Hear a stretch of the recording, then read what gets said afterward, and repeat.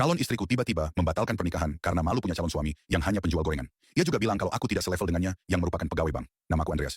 Dia merendahkanku dengan kata-kata kasar dan menyarankan agar aku menikahi adiknya saja, yang menurutnya hanya penjaga toko. Katanya kami lebih selevel karena sama-sama punya pekerjaan rendahan. Akhirnya aku turuti saja sarannya untuk menikahi adiknya. Dan tak lama setelah itu dia menyesal. Ternyata dia baru tahu siapa aku sebenarnya dan apa pekerjaanku yang sesungguhnya. Awalnya aku hanya iseng ingin menguji seberapa jauh Kamila bisa menerimaku apa adanya. Ide itu muncul spontan, tanpa rencana apapun. Tapi dari situlah aku akhirnya tahu seperti apa sifat asli calon istriku.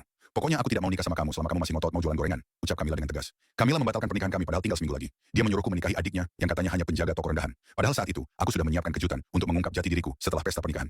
Begitu pula dengan calon mertuaku. Mereka menolak merestui hubunganku dengan Kamila hanya karena aku bekerja sebagai penjual gorengan. Katanya mereka sudah menyekolahkan Kamila setinggi mungkin dan tak ingin anaknya menikah dengan orang sepertiku. Bahkan, mereka menyarankan agar aku menikah saja dengan adik Kamila yang dianggap lebih sepadan karena hanya bekerja sebagai penjaga toko. Akhirnya, aku setuju menikahi adiknya, Hanum. Saat kami berbicara empat mata, aku jujur mengatakan bahwa aku baru saja di PHK dan berencana berjualan gorengan. Tujuanku sederhana, ingin tahu apakah Hanum sama seperti Kamila. Tapi ternyata, Hanum berbeda. Ia justru tidak mempermasalahkan pekerjaanku atau statusku saat ini. Kamila terus menunjukkan kesombongannya. Ia yakin pernikahanku dan Hanum tak akan bertahan lama karena kami sama-sama orang miskin dan hidup susah. Tapi aku dan Hanum tetap melangsungkan pernikahan dengan sederhana, tanpa beban apapun. Waktu pun berlalu, hingga akhirnya Kamila dan kedua orang tuanya hanya bisa menyesal saat tahu siapa aku sebenarnya. Aku adalah bos dari perusahaan besar. Ikuti kisahku di KBM App dengan judul Pura-pura di PHK padahal aku bosnya.